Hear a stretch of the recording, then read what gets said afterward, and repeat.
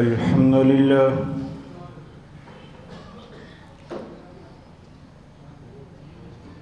الحمد لله المنعم المحسن الديان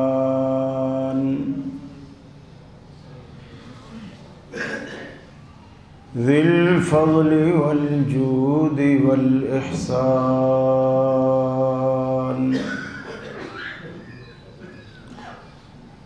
ذي الكرم والمغفرة والامتنان والصلاة والسلام على سيد الأنبياء خير الأنام وعلى آله وصحابه وأزواجه العظام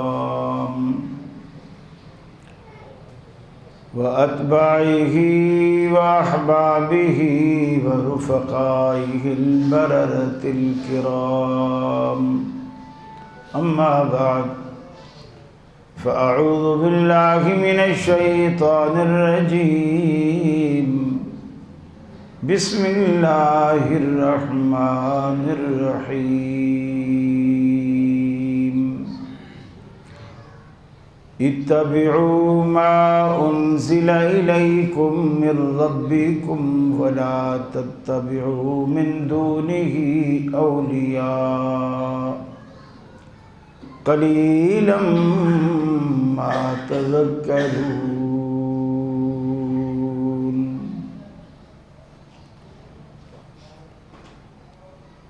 واجب الاحترام علماء کرام،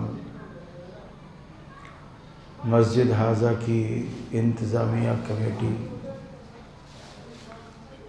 اور بلدیہ کے میرے اہل توحید بھائیوں، میری مسلم ماں بہنوں بیٹیوں، ہم یہاں ایک ماہانہ تحقیقی عنوان کے تحت جمع ہیں۔ میرے ذمے جو عنوان دیا گیا ہے وہ ہے منہج اہل حدیث۔ منہج کہتے ہیں راستے کو، جس پر انسان چلتا ہے، اسی کو مذہب بھی کہتے ہیں۔ مذہب بھی راستے کو کہتے ہیں جس پر انسان چلتا ہے، اسی کو مسلک بھی کہتے ہیں، وہ بھی راستے کو کہتے ہیں جس پر انسان چلتا ہے۔ کچھ لوگوں نے 4 مذاہب بنا لیے یا مسالک بنا لیے اور اس میں سے ہمیں خارج کر دیا۔ کچھ لوگوں نے 5 بنائے، اس میں سے بھی ہمیں خارج کر دیا، اس لیے کہ وہ مسالک یا وہ مذاہب یا وہ مناہج ایسے ہیں جو کسی ایک شخصیت کی پیروی پر مشتمل ہے، وہ اس سے آگے نہیں بڑھتے۔ وہ شخصیت سیاہ کرے سفید کرے، رات کہے دن کہے، یہ کہیں گے جی یہی ٹھیک ہے جو انہوں نے کہا ہے۔ جیسے امام مالک رحمۃ اللہ علیہ، امام شافعی رحمۃ اللہ علیہ، امام احمد بن حنبل رحمۃ اللہ علیہ، امام ابو حنیفہ رحمۃ اللہ علیہ، یہ اہل سنت کے لوگوں نے 4 مسالک بنائے ہیں۔ 5واں امام جعفر صادق علیہ الرحمہ کی طرف منسوب ہے، اس کے ماننے والے فقہ جعفریہ کے پیروکار کہلاتے ہیں، اور ہمارا ان چاروں میں کسی سے شمار نہیں کرتے۔ بلکہ بعض طنز کرتے ہوئے یہ کہتے ہیں کہ میاں یہ تو لا مذہب ہے، مذہب تو چار ہیں اور یہ چاروں میں سے کسی کے پیروکار نہیں، لہذا یہ لا مذہب ہے، یعنی ان کا کوئی مذہب ہی نہیں ہے، دوسرے لفظوں میں ان کا کوئی دین ایمان نہیں ہے۔ مجھے بتائیے، تنقید سے ہٹ کر، تقلید سے ہٹ کر، بالکل منصفانہ نگاہ سے اگر آپ دیکھیں، صحابہ کرام ان چاروں یا پانچوں مذاہب میں سے کس پر تھے؟ ظاہر بات ہے آپ کہیں گے کہ جی یہ چیزیں تو بعد کی ہیں، صحابہ تو ان سے پہلے تھے، اب وہ ان میں سے کسی پر نہیں تھے تو کیا نعوذ باللہ آپ کہیں گے کہ وہ لا مذہب تھے؟ مذہب تو ان کا تھا۔ اب فرق کیا ہے؟ جب ہم کسی کو تقلید سے روکتے ہیں تو لوگ ہمیں کہتے ہیں تم بھی تو مقلد ہو، ہم حنفی کہلاتے ہیں تم سلفی کہلاتے ہیں، یہ ایک نئی پخ لگی ہے۔ ہم حنفی کہلاتے ہیں تم سلفی کہلاتے ہو، ہم امام ابو حنیفہ کی پیروی کرتے ہیں یا امام مالک کی کرتے ہیں یا احمد بن حنبل کی کرتے ہیں، تم اپنے اسلاف کی کرتے ہو، تو تقلید تو دونوں کر رہے ہیں۔ سوال یہ ہے کہ اگر تقلید دونوں کر رہے ہیں تو پھر ہمیں غیر مقلد کا طعنہ کیوں دیا جاتا ہے؟ اگر دونوں ہی تقلید کر رہے ہیں تو پھر ہمیں غیر مقلد ہونے کا طعنہ کیوں دیا جاتا ہے؟ سمجھنے میں بڑا فرق ہے مقلدین میں اور ہم میں، جو ہم سلفی کہلاتے ہیں یا عصری کہلاتے ہیں یا محمدی کہلاتے ہیں یا اہل حدیث کہلاتے ہیں، اس میں بڑا فرق ہے۔ ہم یہ نہیں کہتے، جس طرح مقلد کہتے ہیں کہ جو فتویٰ ہمارا امام دے اس فتوے کو بغیر دلیل کے مان لو، اتباع الانسان بغیر دلیل۔ تقلید کیا ہے؟ کسی انسان کی پیروی کرنا اس سے دلیل مانگے بغیر، اور دلیل کس سے مانگی جاتی ہے؟ جس کا اپنا عمل، اپنا فعل، اپنا قول حجت نہ ہو، دلیل اس سے مانگی جاتی ہے۔ مثلا نبی کریم صلی اللہ علیہ وسلم جب صحابہ کرام کو وعظ فرماتے تھے تو کوئی صحابی کھڑے ہو کر یہ نہیں کہتا تھا کہ اللہ کے رسول آپ نے بات تو کہہ دی، حکم تو دے دیا، آپ نے دلیل ہی نہیں دی۔ کسی صحابی نے کبھی بھی رسول اکرم صلی اللہ علیہ وسلم سے یہ بات نہیں کی کہ آپ نے دلیل نہیں دی، اور وہ کہہ بھی نہیں سکتے۔ کیوں؟ اس لیے کہ نبی کریم کا اپنا عمل، اپنا فعل، اپنا قول دین میں حجت ہے، دین میں سند ہے، دین میں ایک اتھارٹی ہے، اور آپ کے علاوہ کسی کو یہ حیثیت حاصل نہیں ہے۔ اور پھر نبی کریم صلی اللہ علیہ وسلم کی کوئی بھی بات، ہم یہ بھی دعویٰ کرتے ہیں آپ کی کوئی بھی بات بغیر دلیل کے نہیں ہے۔ اب آپ کہیں گے کہ ایک طرف آپ کہتے ہیں انہوں نے کبھی دلیل نہیں دی، اور دوسری طرف آپ کہہ رہے ہیں کہ نبی کریم کی کوئی بات کبھی بغیر دلیل کے نہیں رہی۔ اس میں فرق ہے۔ وہ کیا ہے؟ نبی کریم صلی اللہ علیہ وسلم کا نبی ہونا، پیغمبر ہونا، اس بات کی دلیل ہے کہ یہ جو کچھ کہہ رہا ہے سچ ہے۔ نبی کریم کا نبی ہونا، پیغمبر ہونا، اللہ کی طرف سے مقرر ہونا، اللہ کی طرف سے مبعوث ہونا، اس بات کی دلیل ہے کہ یہ جو کچھ کہہ رہا ہے سچ ہے۔ اس لیے ان سے دلیل مانگنے کی ضرورت پیش نہیں آتی۔ ہاں امام مالک رحمۃ اللہ علیہ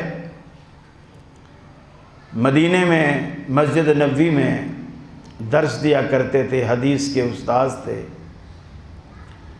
تو وہ اکثر اپنے شاگردوں کو مخاطب کر کے کہتے، روضہ رسول چونکہ سامنے ہوتا تھا مسجد نبوی میں، تو روضہ رسول کی طرف اشارہ کر کے کہتے کہ دنیا میں کوئی بھی بات کرے، ہر کسی سے کیوں کیا جائے گا کہ یہ بات کیوں کہی، ہر کسی سے پوچھا جائے گا، روضہ رسول کی طرف اشارہ کر کے کہتے سوائے اس قبر والے کے، سوائے اس قبر والے کے، یعنی آپ سے نہیں پوچھا جائے گا، آپ کے آگے کیوں کی تو ایمان ختم، اور کسی اور کے آگے کیوں چھوڑ دی، تقلید آ گئی تو آپ نے اسے دین کا درجہ دے دیا، ایمان ختم۔ اس لیے بنیادی طور پر یہ سمجھنا چاہیے، ہم جو سلفی کہلاتے ہیں، ہم یہ کہتے ہیں، ہم یہ نہیں کہتے کہ اسلاف نے جو کیا ہے وہ کرو۔ بنیادی فرق سمجھیے آج، اسلاف نے جو کیا ہے وہ کرو، اسلاف نے جو کہا ہے وہ کہو، وہ مانو، اس کی پیروی کرو۔ ہم یہ نہیں کہتے، ہم یہ کہتے ہیں قرآن و سنت کا جو مفہوم، جو فہم اسلاف نے حاصل کیا ہے، قرآن و سنت سے جو فہم، یعنی ایک آیت قرآن کی ہے، اسلاف نے اس کا جو مفہوم سمجھا ہے وہ معتبر ہے۔ آپ سلف صالحین کے فہم کے ذریعے اپنی اصلاح کریں۔ ہم یہ کبھی نہیں کہتے کہ اسلاف کی تقلید کرو، کبھی بھی نہیں کہتے، حتیٰ کہ ہم یہ بھی نہیں کہتے امام بخاری کی تقلید کرو۔ ہم کہتے ہیں امام بخاری رحمۃ اللہ علیہ نے جو بخاری شریف لکھی ہے اس میں انہوں نے سند ملائی ہے رسول اللہ صلی اللہ علیہ وسلم تک۔ اگر بخاری شریف میں بھی کوئی روایت معلق ہو جس کی سند رسول اللہ صلی اللہ علیہ وسلم تک نہ پہنچے، جسے معلقات بخاری کہا جاتا ہے علماء کی اصطلاح میں، ہم اس کو بھی اس طرح حجت نہیں مانتے جس طرح بخاری شریف میں موجود مرفوع روایات کو حجت مانا جاتا ہے۔ کبھی کسی کی تقلید کا ہم کہتے ہی نہیں ہیں۔ یہ بنیادی فرق ہے، بنیادی۔ اب آپ دیکھیے، حضرت زید بن ثابت رضی اللہ تعالی عنہ مسجد نبوی میں درس دے رہے ہیں۔ درس دیتے دیتے انہوں نے ایک مسئلہ بیان کیا۔ مسئلہ یہ بیان کیا کہ اگر کوئی شخص اپنی گھر والی سے ملاقات کرے، ملے، ہم بستر ہو اور دخول ہو، انزال نہ ہو، تو اس پر غسل فرض ہے۔ چونکہ یہ مسئلہ ہے دونوں صورتوں میں، ان دونوں میں سے کوئی بھی ایک چیز ہو، غسل فرض۔ حضرت زید بن ثابت نے یہ مسئلہ بیان کیا۔ صحابی نے ان سے پوچھا، آپ نے جو یہ مسئلہ بیان کیا ہے اس کی دلیل کیا ہے؟ انہوں نے کہا، میں نے اپنے چچا ابو ایوب انصاری رضی اللہ تعالی عنہ سے سنا ہے۔ ابو ایوب انصاری یہ حضرت زید بن ثابت کے چچا تھے، میں نے ان سے سنا ہے۔ اور پھر ابو ایوب انصاری سے جب پوچھا کہ آپ نے کہاں سے سنا ہے، انہوں نے ابی بن کعب رضی اللہ تعالی عنہ کا حوالہ دیا۔ پھر جب ابی بن کعب سے پوچھا تو انہوں نے حضرت رافع ایک صحابی تھے، رفاع بن رافع رضی اللہ تعالی عنہ، میں نے ان سے سنا۔ اب یہ 4 صحابی بیچ میں آ گئے، لیکن بات رسول اللہ صلی اللہ علیہ وسلم تک نہیں پہنچی۔ 4 صحابی ہیں اور تمام صحابی کلہم عدول۔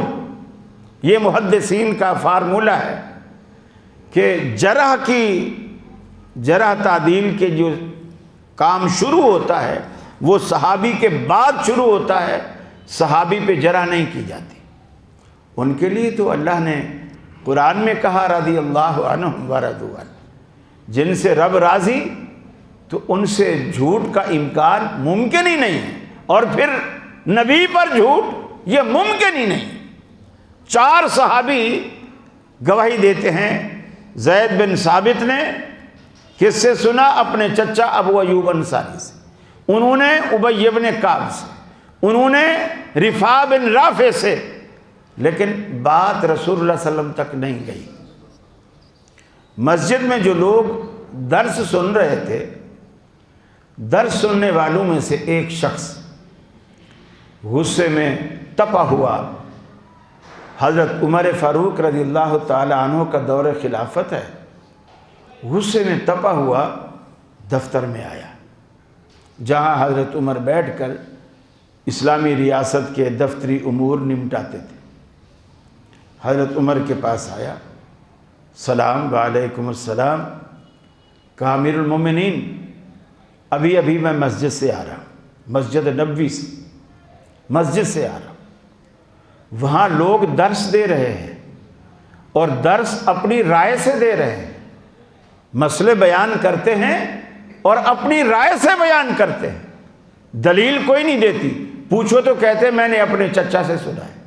بھلا دین کسی کے چچا کا ہے؟ یہ دلیل ہے کہ میں نے اپنے چچا سے سنا ہے، حالانکہ چچا بھی صحابی رسول ہے۔ حضرت عمر رضی اللہ تعالیٰ عنہ کہتے ہیں بلاؤ۔ پہلے زید بن ثابت کو بلایا، پھر ابو ایوب انصاری کو بلایا، ابی بن کعب کو بلایا، پھر رفاع بن رافع کو بلایا، چاروں حضرت عمر کی عدالت میں پیش ہو گئے۔ اور یہ حضرت زید بن ثابت جس نے درس دیا، یہ معمولی آدمی نہیں ہے۔ اللہ کے رسول صلی اللہ علیہ وسلم نے فرمایا کہ میری امت میں سب سے زیادہ رحم دل، شفیق، مشفق، کریم دل والا، ارحم امتی بامتی ابو بکر، سب سے زیادہ شفیق، مہربان میری امت میں سے نرم دل والا ابو بکر صدیق رضی اللہ تعالیٰ عنہ۔ پھر فرمایا اشدھا فی دین اللہ عمر، اور اللہ رب العالمین کے دین کے معاملے میں جو مسائل میں سب سے سخت ہے میری امت میں، میرے صحابہ میں، وہ عمر بن خطاب رضی اللہ تعالیٰ عنہ۔ دین میں سخت ہے، اور دین کی سختی بھی اللہ کے رسول نے خود بتلا دی کہ اس کا کیا عالم تھا۔ آپ نے فرمایا عمر اتنا سخت ہے جس راستے پر چل نکلے ابلیس کو وہ راستہ ہی چھوڑنا پڑتا ہے۔ ابلیس اس راستے پر نہیں آتا، عمر کا مقابلہ نہیں کرتا، آگے نہیں آتا، ڈر کے مارے راستہ ہی چھوڑ دیتا۔ پھر آپ نے فرمایا اصدقھا حیا، کہ حیا کے معاملے میں سب سے زیادہ حیا، شرم سے لبریز جس کا ایمان بھرا ہوا ہے عثمان ہو۔ فرمایا وہ میرا عثمان ہے رضی اللہ تعالیٰ عنہ۔ پھر فرمایا اعلمھا بالحلال والحرام، جو حلال اور حرام کے، اقتصادیات کے، معاشیات کے جتنے مسائل ہیں، یہ بزنس حلال ہے، یہ بزنس حرام ہے، یہ سودا کرنا چاہیے، یہ نہیں کرنا چاہیے، حلال حرام کے جتنے مسائل آپ نے فرمایا جانتا ہے، وہ معاذ بن جبل میری امت میں سب سے زیادہ جانتا ہے، معاذ بن جبل۔ اور یہ اتنا جلیل القدر صحابی ہے، اللہ کے رسول نے فرمایا قیامت والے دن علماء کا ایک وفد اللہ تعالیٰ سے ملاقات کرے گا، اور اس وفد کی قیادت میری امت کے یہ معاذ بن جبل اس وفد کی قیادت کرتے ہوئے اللہ رب العالمین سے ملاقات کریں گے۔ دوسرا فرمایا اعلمھا بالفرائض، یہ جو وراثت کے مسائل ہیں، وراثت کے احکام ہیں، ان کو سب سے زیادہ جاننے والا حضرت زید بن ثابت ہے، جو آج مسجد میں درس دے رہا ہے، اور حضرت عمر نے اپنی عدالت میں، اپنی دربار میں بلایا ہوا ہے کہ تو نے رسول اللہ کی طرف دلیل منسوب کیوں نہیں کی، اپنے چچا کی طرف منسوب کی کہ دین کو تیرے چچا کا ہے۔ اب دیکھیے رائے، صحابی کی رائے بھی حضرت عمر اس کو حجت نہیں مانتے۔ آپ کیوں ہم سے الجھتے ہو، کیوں ہم سے ناراض ہوتے ہو؟ صحابی کی رائے کو بھی سیدنا فاروق اعظم نے حجت نہیں مانا کہ ہمیں دلیل چاہیے۔ تو نے کہا غسل ہے، اس کی دلیل دے۔ پھر نبی کریم صلی اللہ علیہ وسلم کے جو دیگر اصحاب ہیں، انصار، مہاجرین، آپ نے منادی دینے والے کو بھیجا، جاؤ منادی دو، دکانیں بند کر دو، سارے مسجد میں آؤ۔ اب یہ مسئلہ حل ہو رہا ہے، لوگ جمع ہو رہے ہیں، لوگ اکٹھے ہو گئے، مہاجرین بھی، انصار بھی۔ آپ نے مہاجرین اور انصار سے، حضرت عمر نے وہ مسئلہ سامنے رکھا کہ یہ زید یہ کہتا ہے اگر کوئی شخص بیوی سے ملے، دخول ہو، انزال نہ ہو تو اس پر بھی غسل ہے، کیا یہ درست ہے؟ سب نے کہا نہیں، غلط ہے۔ جب انزال ہی نہیں تو غسل نہیں، یہ غلط ہے۔ حضرت علی رضی اللہ تعالی عنہ وہ کہتے ہیں امیر المومنین، جو لوگ کہتے ہیں غسل ہے ان سے تو آپ دلیل مانگتے ہو، اور مہاجرین اور انصار انہوں نے کہا کہ غسل نہیں ہے، تو ان سے دلیل کیوں نہیں مانگتے؟ ان سے بھی تو دلیل مانگو۔ اگر حضرت زید بن ثابت کی رائے حجت نہیں ہے تو انصار اور مہاجرین کی رائے بھی تو دین نہیں ہے، ان سے دلیل مانگو۔ حضرت عمر فاروق رضی اللہ تعالی عنہ کی سمجھ میں بات آ گئی، انہوں نے کہا بھائی تم کہتے ہو غسل نہیں ہے تو اس کی کیا دلیل ہے؟ انہوں نے کہا جب انزال نہیں ہوا تو غسل نہیں ہے، بس یہی دلیل ہے۔ حضرت عمر نے کہا کہ یہ تو دلیل نہیں ہے، رسول اللہ کی طرف کوئی بات تمہارے پاس اگر ہے جس کی نسبت رسول اللہ سے ہو وہ پیش کرو۔ سارے عاجز ہیں۔ ایک مارکۃ الآراء مسئلہ کھڑا ہو گیا مسجد نبوی کے اندر۔ آخر کسی نے کہا امیر المومنین یہ ایک ایسا مسئلہ ہے جنہیں ازواج مطہرات کے سوا کوئی بھی ہمیں صحیح نہیں بتا سکتا، چونکہ ان کا ڈائریکٹ معاملہ رسول اللہ کے ساتھ تھا، آپ ان سے پوچھوائیے۔ چنانچہ سیدنا فاروق اعظم کی اپنی بیٹی حضرت حفصہ رضی اللہ تعالی عنہ بھی رسول اکرم صلی اللہ علیہ وسلم کے نکاح میں تھی۔ آپ نے قاصد بھیجا اپنی بیٹی کے گھر میں، حضرت حفصہ کے گھر میں۔ حضرت حفصہ نے کہا کہ میں اس بارے میں کچھ بھی رسول اللہ صلی اللہ علیہ وسلم کی طرف سے نہ کوئی عمل مجھے یاد ہے، نہ مجھے کوئی حکم یاد ہے، تم حضرت عائشہ کے پاس جاؤ۔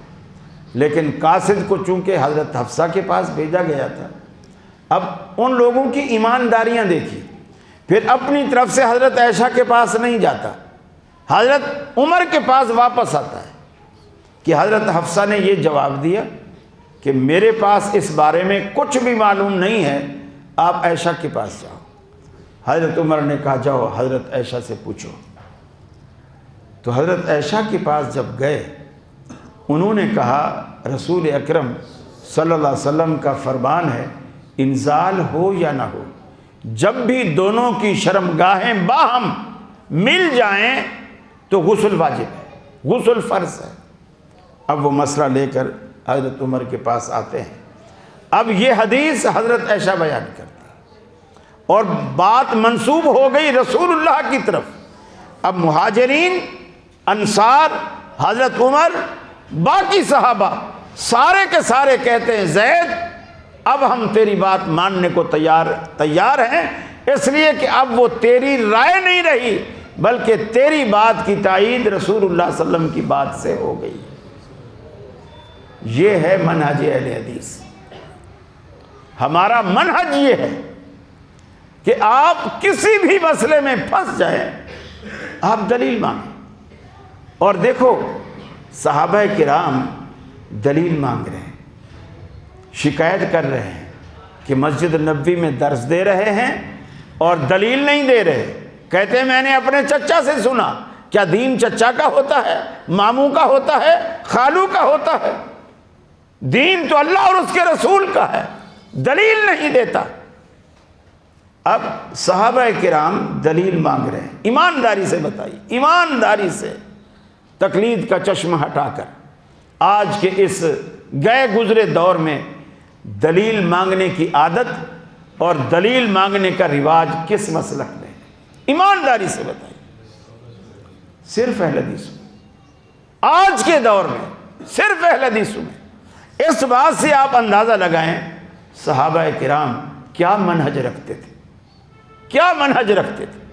آج ہمارا وہی منہج ہے کہ جس طرح صحابہ بغیر دلیل کے بات نہ سنا کرتے تھے، نہ مانا کرتے تھے، نہ عمل کیا کرتے تھے، اسی طرح تم بھی ایسا کرو۔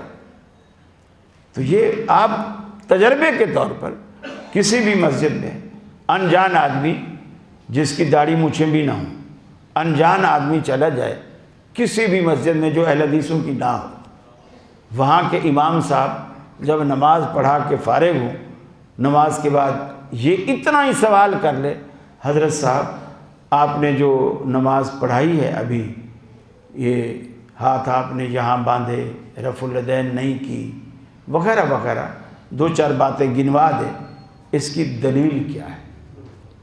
اس کی دلیل کیا ہے؟ یقین مانیے وہ اپنے نمازیوں سے کہے گا یہ غیر مقلد، گستاخ اور یہ لا مذہب ہے، اسے مارو۔ اسے مارنے کا ثواب 100 شہید کے برابر ہے، اسے مار کے نکالیں گے، اس لیے کہ وہ سوال کرنے سے سمجھ جائے گا کہ یہ اہل حدیث ہے، یہ مزاج ہی اہل حدیث کا۔ ہمارے ہاں تو جب بھی کوئی پروگرام ہوتا ہے، یقین مانیے ہم تو، ہمارے جتنے علماء ہیں سارے کے سارے تقریر کے بعد سوال و جواب کا وقت دیتے۔ ہم خود کہتے ہیں پوچھو، یہی تو دین کا حسن ہے، ہمارے مسلک کا حسن یہی ہے، پوچھو قرآن سے متعلق، حدیث سے متعلق اس کی دلیل کیا ہے۔ اس لیے کہ میری رائے، میری گفتگو دین میں کوئی حیثیت نہیں رکھتی جب تک میری بات کے پیچھے یا تو قرآن کی تائید نہ ہو یا نبی کریم کے فرمان کی تائید نہ ہو، اس وقت تک میری کسی بات کی کوئی حیثیت نہیں۔ پھر یہ بھی پرکھا جانا چاہیے، دلیل صرف دینا کافی نہیں ہوتا، اس کو ثابت بھی کرنا پڑتا ہے۔ صرف بندہ دلیل دے یہ کافی نہیں ہے، اس کو ثابت بھی کرنا پڑتا ہے۔ مثال کے طور پر یوسف علیہ السلام کے جو بھائی تھے 11 کے 11، وہ آئے اور انہوں نے اپنے باپ حضرت یعقوب علیہ السلام سے کہا، ایک دعویٰ کیا کہ یوسف علیہ السلام کو بھیڑیا کھا گیا، اور یہ سورہ یوسف قرآن مجید میں یہ بات موجود ہے، یوسف کو بھیڑیا کھا گیا۔ اب یہ ایک دعویٰ ہے، ایمانداری سے بتائیے یہ دعویٰ سچا ہے یا جھوٹا ہے؟ جی جھوٹا ہے، یہ دعویٰ جھوٹا ہے، اور دعویٰ کرنے والے پیغمبر زادے ہیں، پیغمبر کی اولاد ہے، پیغمبر زادے ہیں۔ مقصد یہ کہ دعوے جھوٹے بھی ہوتے ہیں، ہر دعویٰ سچا نہیں ہوتا۔ پھر اب دعوے کو ثابت کرنا پڑتا ہے، ثابت کرنے کے لیے انہوں نے 2 دلیلیں دی۔ یوسف علیہ السلام کے بھائیوں نے اس دعوے کو ثابت کرنے کے لیے 2 دلیلیں دی۔ کہتے ہیں نا کہ بندہ جب ایک مرتبہ جھوٹ بول لیتا ہے تو پھر اس کو چھپانے کے لیے 100 جھوٹ اس کو اور بولنے پڑتے۔ 2 دلیلیں کیا دی؟ پہلی دلیل تو یہ دی، مگرمچھ کے آنسو بہائے، مگرمچھ کے آنسو بہائے، روئے تاکہ ابا کو یقین آ جائے اگر ہمارا بھائی اس کو بھیڑیے نے نہ کھایا ہوتا، وہ نہ مرا ہوتا، تو ہم بھلا اتنے موٹے موٹے آنسوں سے روتے کیا؟ ہم جو رو رہے ہیں ابا کو یقین دلانے کے لیے۔ ایمانداری سے بتائیے یہ ان کا رونا سچا تھا یا جھوٹا تھا؟ جھوٹا تھا۔ اب دوسری دلیل دی، دوسری دلیل یہ دی کہ یوسف علیہ السلام کا کرتا لے کر آئے اور کرتے پر خون کے چھینٹے بھی لگا کے آئے۔ وہ کس چیز کا خون تھا قرآن میں اس کی کوئی صراحت نہیں، وہ خون بہرحال لگا کر آئے اور یعقوب علیہ السلام کے سامنے یہ دوسری دلیل کے طور پر اس کرتے کو پیش کیا کہ دیکھو خون لگا ہوا ہے اور لہٰذا یہ ہمارے پاس ثبوت ہے کہ یوسف کو بھیڑیا کھا گیا ہے۔ یہ دوسری دلیل دی۔ یہ دوسری دلیل بھی ایمانداری سے بتائیے سچی تھی یا جھوٹی تھی؟ جھوٹی تھی، جھوٹی تھی۔ اب اس سے یہ ظاہر ہوا ہر رونے والا سچا نہیں ہوتا۔ بعض دفعہ خواتین بھی اپنے مردوں کے آگے بڑے مگرمچھ کے آنسو بہاتی، میں بڑی سچی ہوں، حالانکہ مکاری کر رہی ہوتی۔ بعض دفعہ ایسا ہوتا ہے، بعض دفعہ سچی بات بھی ہوتی۔ محرم میں کچھ لوگ رو رو کر یقین دلاتے ہیں۔ ہمیں حضرت حسین کا بڑا غم ہے، بڑا دکھ ہے، لیکن ہر جگہ ہر دفعہ رونا صحیح نہیں ہوتا۔ قرآن نے بالکل ہو بہو وہی الفاظ استعمال کیے۔ جس طرح 10 محرم کو شام غریبہ منائی جاتی ہے نا، اور علم نکالے جاتے ہیں، شام غریبہ منائی جاتی ہے، قرآن کہتا ہے، فرمایا فَجَاءُوا أَبَاهُمْ عِشَاءً يَبْكُونَ۔ یوسف علیہ السلام کے بھائی یوسف علیہ السلام کو کنویں میں دھکا دینے کے بعد روتے ہوئے اپنے باپ کے پاس آئے، عشاء یبکون،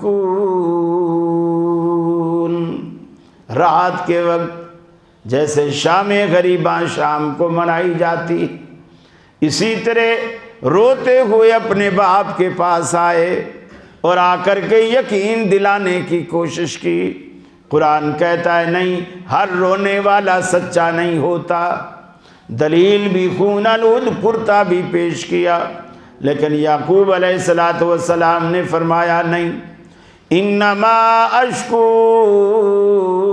بثی وحزنی الی اللہ، میں نے اپنا درد دل علیم بذات الصدور کے حوالے کر دیا ہے، اب وہی فیصلہ کرے گا۔ یہ بھی بات رب العالمین نے سمجھا دی، کنواں گھر کے قریب ہے، یوسف علیہ السلام زندہ کنویں میں موجود ہے، اور یوسف علیہ السلام کی خوشبو ابا کو نہیں آ رہی، حالانکہ کنواں قریب ہے۔ بھائی صبح گئے ہیں، شام کو واپس آ گئے ہیں، گویا اتنا قریب ہے، پیدل گئے پیدل واپس آئے، لیکن یوسف علیہ السلام کی خوشبو حضرت یعقوب علیہ السلام کو نہیں آئی۔ رب پیغمبر کو بتائے تو پیغمبر کو پتہ چلتا ہے، پیغمبر کو رب نہ بتائے تو پیغمبر کو پتہ نہیں چلتا۔ اور جب رب العالمین نے بتا دیا، مصر سے اور شام سے ہزاروں میلوں کے فاصلے پر یوسف کے بھائی یوسف علیہ السلام کا کرتا لے کر کے چلے۔ انہوں نے کہا جاؤ میرے ابا کی آنکھوں پہ ڈال دینا، یات بصیرا، جیسے ابا کی آنکھوں پہ ڈالو گے انشاءاللہ میرے ابا کی آنکھیں پھر سے نور والی ہو جائیں گی، پھر سے دیکھنے والی ہو جائیں گی۔ ادھر یوسف علیہ السلام کے بھائی مصر سے کرتا لے کر کے چلے۔ اب اللہ رب العالمین نے بتا دیا، گھر میں بیٹھے ہوئے اپنے گھر والوں سے کہتے ہیں اگر تم میرا مذاق نہ اڑاؤ، مجھے یوسف کی محبت میں دیوانہ یا پاگل یا مجنون نہ سمجھو، تو میں تمہیں آج حقیقت حال سے آگاہ کرتا ہوں، انی لأجد ریح یوسف لولا ان تفندون، اگر تم میرا مذاق نہ اڑاؤ تو سچ یہ ہے آج مجھے میرے یوسف کی خوشبو آ رہی ہے۔ اللہ بتائے تو ہزاروں میلوں کے فاصلے پر، اور رب نہ بتائے تو گھر کے قریب بھی یوسف زندہ موجود ہے، یعقوب علیہ السلام کو پتہ نہیں چلا۔ اگر ہم یہ بات مان لیں کہ پیغمبر کو پتہ ہوتا ہے ویسے ظاہر نہیں کرتے، تو اس کا مطلب یہ ہے یعقوب علیہ السلام بھی تو ساری زندگی روتے رہے نا یوسف علیہ السلام کی محبت میں، کیا وہ نعوذ باللہ وہ بھی جھوٹ موٹ کر روتے رہے؟ ادھر یوسف علیہ السلام مصر کا بادشاہ بنا ہوا، اس لیے روتے رہے کہ میرا بیٹا کیوں بادشاہ بن گیا، میں کیوں نہیں بنا؟ ایسا تو عام باپ بھی نہیں سوچتا، چاہے کہ ایک پیغمبر سوچے۔ میرے بھائی، ہمارا جو اصل منہج ہے وہ یہ ہے کہ بات دلیل سے کرو، دلیل سے سنو اور دلیل کو مانو۔ اور تمام صحابہ کرام کا دیکھیے یہی مشن تھا۔ یہ جو ہمارے جو اتنے گروہ بن گئے اور ہم ان میں سے کسی بھی گروہ کی طرف خود کو منسوب نہیں کرتے، حضرت علی، حضرت معاویہ کا جو جنگ جمل، جنگ صفین وغیرہ ہوئی، اس کے بعد کچھ صحابہ حضرت معاویہ رضی اللہ تعالیٰ عنہ کے ساتھ ہو گئے، کچھ صحابہ حضرت علی رضی اللہ تعالیٰ عنہ کی طرف ہو گئے۔ حضرت عبداللہ بن عباس رضی اللہ تعالیٰ عنہ سے حضرت معاویہ رضی اللہ تعالیٰ عنہ نے پوچھا، حضرت عبداللہ بن عباس سے حضرت معاویہ رضی اللہ تعالیٰ عنہ نے پوچھا، اے عبداللہ تو یہ تو بتا کہ کیا تو علوی ہے یا عثمانی ہے؟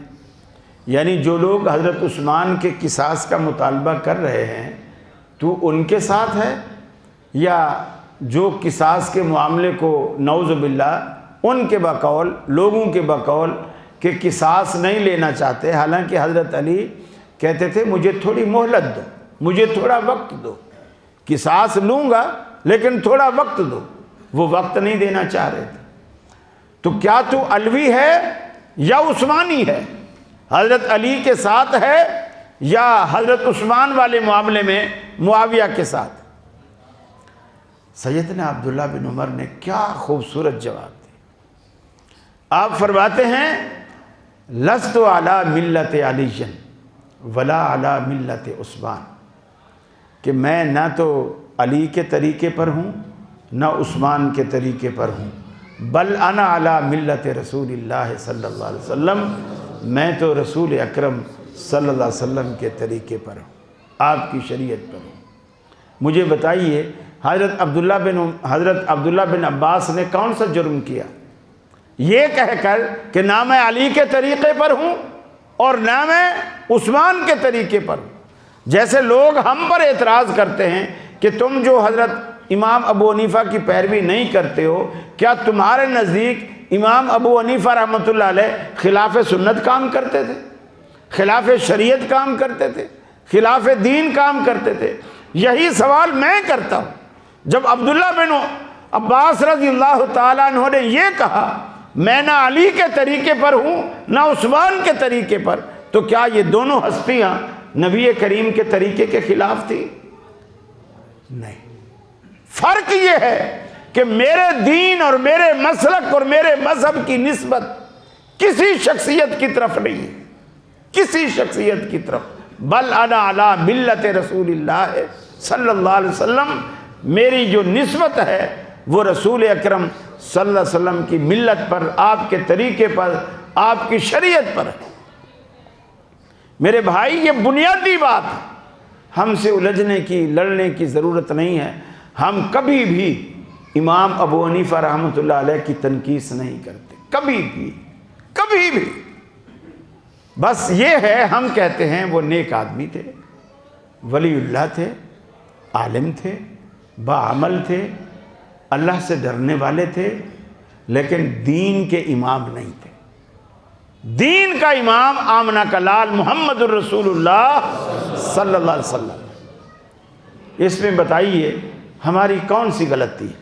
خود امام ابو حنیفہ رحمۃ اللہ علیہ نے بھی ساری زندگی کبھی اپنے کسی شاگرد سے نہیں کہا کہ جب میں مروں میرے فتووں کو لکھ کر ایک فقہ بنانا اور پھر سارے لوگوں کو اس کی دعوت دینا اور اس پر عمل پیرا ہونا۔ آپ احناف سے پوچھو تو صحیح کہ امام ابو حنیفہ رحمۃ اللہ علیہ کی وفات کہاں واقع ہوئی اور کیوں واقع ہوئی؟ کہاں ہوئی اور کیوں ہوئی؟ امام صاحب رحمۃ اللہ علیہ کے جو آخری ایام گزرے ہیں وہ جیل میں گزرے ہیں، اور جو وفات ہوئی وہ جیل کے اندر ہوئی۔ قصور کیا تھا؟ کوئی نعوذ باللہ وہ کوئی بھینسیں لوگوں کی چوری کر کے آئے تھے؟ کیوں جیل میں ڈالا گیا؟ جیل میں صرف اس لیے ڈالا گیا، انہوں نے کہا، جب ان کو حاکم وقت نے کہا کہ ہم آپ کو اپنی ریاست کا قاضی بناتے ہیں، سپریم کورٹ کا جج بناتے ہیں۔ یہ سپریم کورٹ کا جج بننا بڑی بات، دعائیں بھی ملتی ہیں، لعنتیں بھی ملتی ہیں، جس طرح آج کل ہو رہا ہے۔ آپ نے فرمایا کہ میں جج نہیں بنوں گا۔ کیوں نہیں بنے گا؟ کہ اس لیے نہیں بنوں گا کہ اللہ کے رسول نے فرمایا صلی اللہ علیہ وسلم، جس کو قاضی بنایا گیا اسے گویا بغیر دھار والی چھری کے ذبح کیا گیا۔ یعنی بغیر دھار کے ذبح کا مطلب یہ ہے کہ جس چھری کی دھار نہیں ہوگی تو کسائی جو ہے اس کو رگڑتا رہے گا اور جانور کو تکلیف ہوگی۔ اسی لیے اللہ کے رسول نے فرمایا ذبح سے پہلے چھری کو تیز کرو، تاکہ بس ایک ہی دفعہ میں اس کی گردن کٹ جائے، اس کو تکلیف کم سے کم ہو۔ فرمایا جس کو قاضی بنایا گیا اس کو بغیر دھار کی چھری کے گویا ذبح کیا گیا۔ فرمایا امام صاحب نے کہ میں کند چھری سے ذبح نہیں ہونا چاہتا، میں اتنی اذیت ناک موت نہیں مرنا چاہتا۔ یہ اس بندے کا تقویٰ ہے، آج میں پھر کہہ رہا ہوں، ایک دفعہ پہلے بھی آپ سے کہا تھا، قیامت والے دن امام ابو حنیفہ رحمۃ اللہ علیہ، امام شافعی، امام مالک، امام احمد بن حنبل یہ اللہ کی دربار میں سرخرو ہوں گے اور انشاءاللہ نجات پائیں گے، لیکن ان کے مقلدین یہ پھنسیں گے۔ امام صاحب صاف انکار کریں گے کہ یا اللہ میں نے تو ان کو ایک دفعہ بھی نہیں کہا تھا کہ میرے بعد میری پیروی کرنا، تمہارے پلے کیا رہے گا؟ جیسے عیسیٰ علیہ السلام سے اللہ تعالیٰ قیامت والے دن پوچھے گا، اے عیسیٰ کیا لوگوں سے تو نے کہا تھا اَأَنْتَ قُلْتَ لِلنَّاسِ اتَّخِذُونِي وَأُمِّيَ إِلَٰهَيْنِ مِن دُونِ اللَّهِ، اے عیسیٰ کیا تو نے اپنی قوم سے کہا تھا کہ مجھے اور میری اماں مریم کو اللہ کے ساتھ دو الہ بنا لو؟ تو نے کہا تھا؟ وہ کہیں گے الہ العالمین، اللہ کی پناہ، میں جب تک ان میں رہا تو جانتا ہے میں نے ان سے کیا کہا، میں نے تو تیری توحید کے سوا کبھی ان کو دعوت نہیں دی۔ ان اللہ ربی و ربکم فاعبدوا ھذا صراط مستقیم، میں نے تو یہ دعوت دی کہ میرا بھی رب اللہ ہے، تمہارا بھی رب اللہ ہے، اور یہی سیدھا راستہ ہے۔ عیسیٰ علیہ السلام صاف انکار کریں گے، اللہ مجھے تو میرے بعد انہوں نے جو کچھ کیا ہے تو بہتر جانتا ہے، لیکن میں نے اپنی زندگی میں ان کو کبھی یہ دعوت نہیں دی کہ مجھے اور میری اماں کو دو الہ بنا لو، جیسا کہ عیسائیوں نے بنائے۔ کیا پلے رہے گا؟ ساری زندگی پیر عبد القادر جیلانی کے نام کی 11ویں دی، ساری زندگی، اور اس کا عمل پسند نہیں ہے، اس کا مسلک پسند نہیں ہے، وہ حنبلی ہے یہ حنفی ہے، وہ رفع الیدین کرتا ہے یہ نہیں کرتا۔ اور ظلم دیکھیے کتنے بڑے ظلم کی بات ہے کہ اگر کوئی شخص مالکی ہے، امام مالک کی وجہ سے رفع الیدین کرے، کوئی شافعی ہے، امام شافعی کی وجہ سے رفع الیدین کرے، کوئی حنبلی ہے، امام احمد بن حنبل کی وجہ سے رفع الیدین کرے، تو یہ کہتے ہیں ٹھیک ہے، چونکہ چاروں مذہب برحق ہیں، یہ ٹھیک ہے۔ اور ہم جو پانچویں جو غیر مقلد لوگ کہتے ہیں، ہم اگر رسول اللہ کی وجہ سے رفع الیدین کریں تو کہتے ہیں منسوخ ہے۔ آپ نے سنا یہ جملہ مولویوں سے، رفع الیدین تو منسوخ ہے۔ جب منسوخ ہے تو جب امام شافعی کرتا ہے تو اس کی بھی تو منسوخ ہے نا، امام احمد بن حنبل کرے تو بھی منسوخ ہے، امام مالک کرے تو بھی منسوخ ہے، اہل حدیث کرے تو منسوخ ہے، وہ کرے تو چاروں برحق ہے کہ جس کی بھی پیروی کرو گے نجات پا جائے۔ یہ جو دوگلا پن ہے نا، اور یہ جو جاہل عوام کو دھوکے دے رکھے ہیں محض اپنی دکان چمکانے کے لیے، یقین مانیے امام سارے انشاءاللہ ان کا بیڑا پار ہوگا، مقلدین ایک بھی پار نہیں ہو سکے گا، اس لیے کہ ان کو جواب دینا مشکل ہو جائے۔ جب امام مالک خود کہے گا کہ میں نے تو ان کو کبھی نہیں کہا میری پیروی کرو، امام ابو حنیفہ خود کہیں گے، بلکہ امام صاحب کا قول ہے، فرماتے ہیں اذا صح الحدیث فہو مذہبی، جب صحیح حدیث مل جائے وہ میرا مذہب ہے۔ اور پھر ایک جگہ فرماتے ہیں اترکوا قولی بقول رسول اللہ صلی اللہ علیہ وسلم، میری بات کو اس وقت رد کر دو جب میری بات کو نبی کریم کی بات کے مقابلے میں مد مقابل دیکھو، میری بات کو رد کر دو، میری بات کو رد کر دو۔ حضرت عمر کے دور خلافت میں ایک شخص کی دوسرے شخص کے ساتھ لڑائی ہوئی تو جیسے کسی نے تلوار سے یا خنجر سے وار کیا تو دوسرے والے شخص نے ہاتھ سے اسے پکڑ لیا۔ اب جیسے پکڑا اور اس نے اس کو کھینچا، ظاہر بات ہے دھار والی چیز تھی، جیسے کھینچا اس کی انگلیاں کٹ گئی۔ مقدمہ سیدنا فاروق اعظم کی عدالت میں آیا۔ کیا اللہ نے کیا ہستی بنائی تھی، سچی بات ہے، انصاف تو اللہ رب العالمین نے عمر پہ ختم ہی کر دیا تھا۔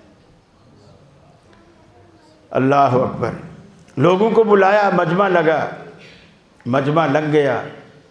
حضرت عمر فاروق رضی اللہ تعالیٰ عنہ نے فرمایا یہ جو چھوٹی انگلی ہے نا، اس کے فرض کیا 1 اونٹ ہے، بدلہ 1 اونٹ دینا پڑے گا، جو دوسری کٹی ہے اس کے 2 اونٹ، جو برابر والی تھوڑی موٹی انگلی ہے اس کے 3 اونٹ، اسی طرح اس کو شہادت والی کے بھی کچھ 3 بنا دیے، انگوٹھے کے 5 بنا دیے کہ یہ ذرا موٹا ہے، بڑا ہے، ذرا ان سے انگلیوں سے زیادہ طاقتور ہوتا ہے، اس طرح تقسیم کر دی۔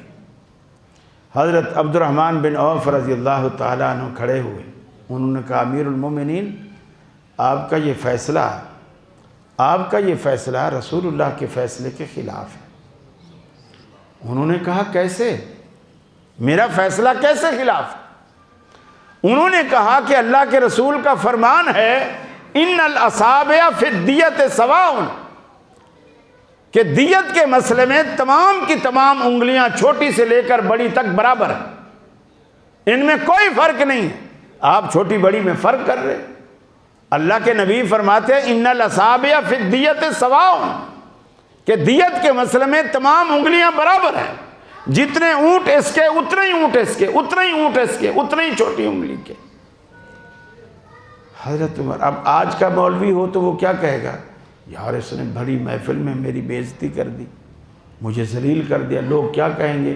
اتنا سا مسئلہ بھی قاری خلیل کو معلوم نہیں ہے، لوگ تو میری بے عزتی کریں گے۔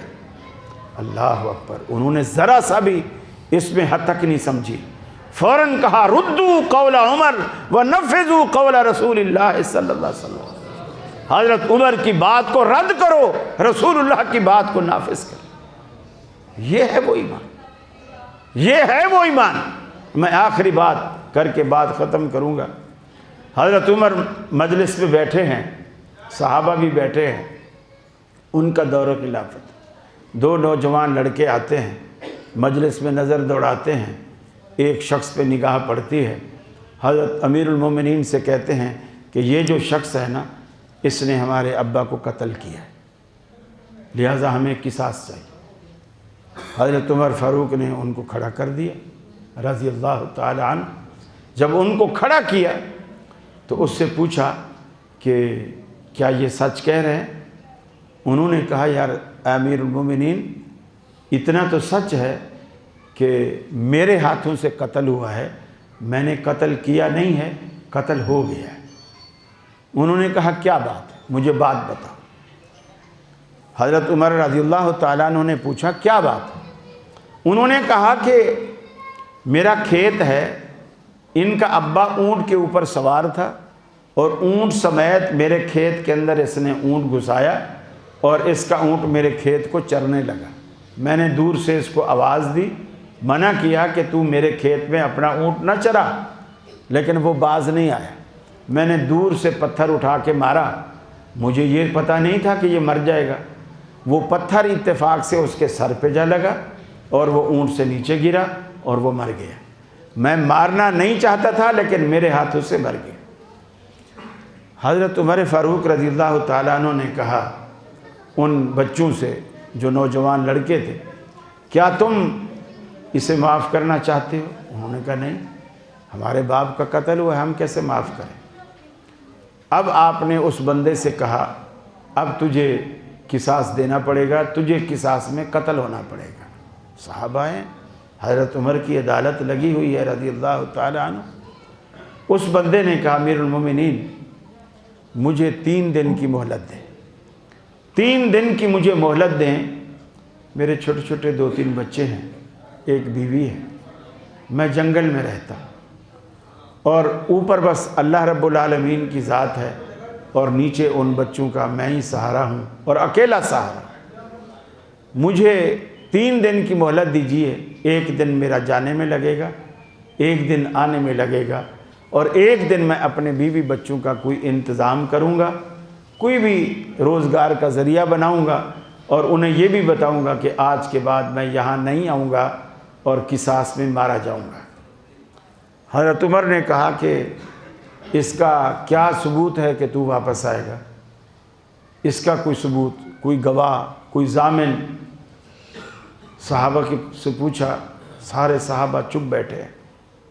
اس نے کہا امیر المومنین یہ گواہی اس لیے نہیں دیں گے کہ ان میں سے کوئی بھی مجھے نہیں جانتا، نہ میرے گھر کو کوئی جانتا ہے نہ مجھے کوئی جانتا ہے، میں یہاں پہلی دفعہ آیا، کسی کا واقف نہیں۔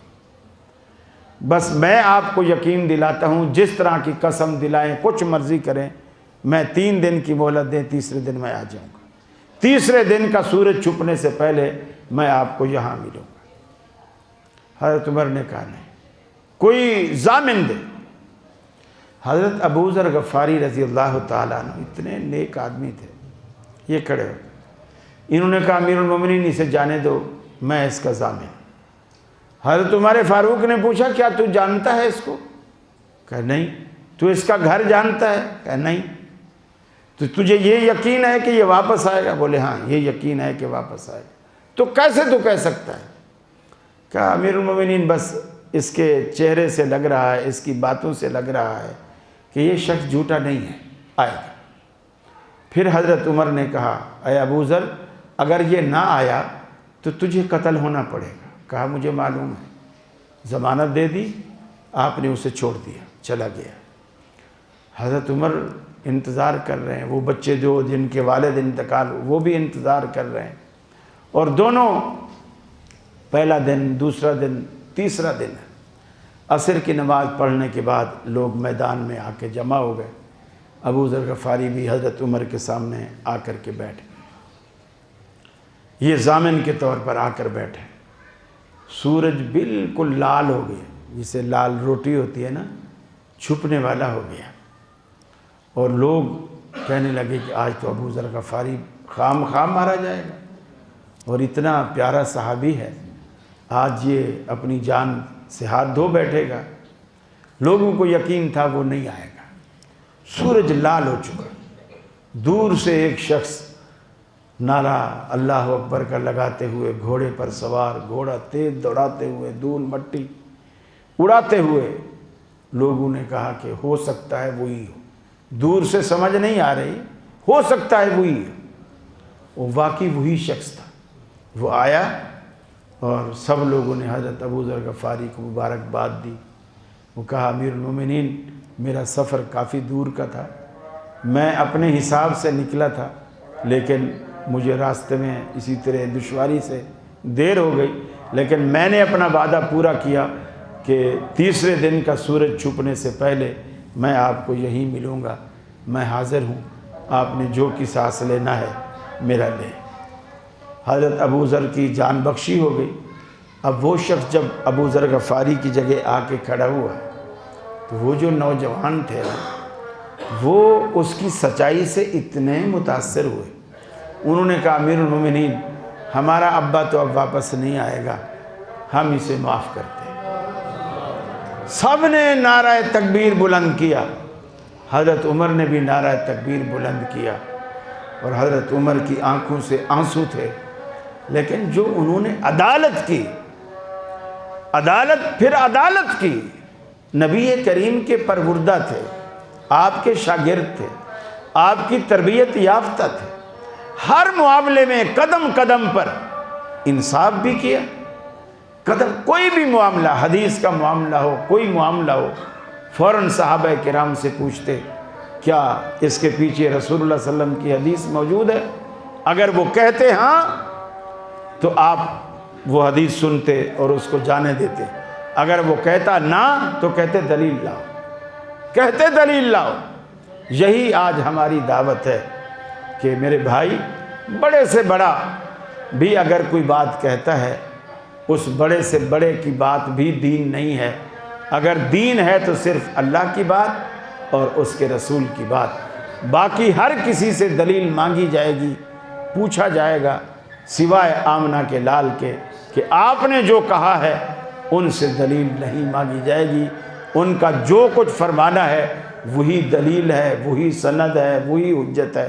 اللہ سے دعا ہے اللہ رب العالمین ہمیں صحیح معنوں میں کتاب و سنت کا پیروکار بنائے اور کتاب و سنت پر عمل پیرا ہونے والا بنائے، ہمارے دل میں اسلام کی، دین کی سچی محبت پیدا فرمائے اور دین کا صحیح فہم نصیب فرمائے، اسی طرح کا فہم جو اللہ نے صحابہ کرام کو عطا کیا تھا۔ وآخر دعوانا ان الحمد للہ رب العالمین۔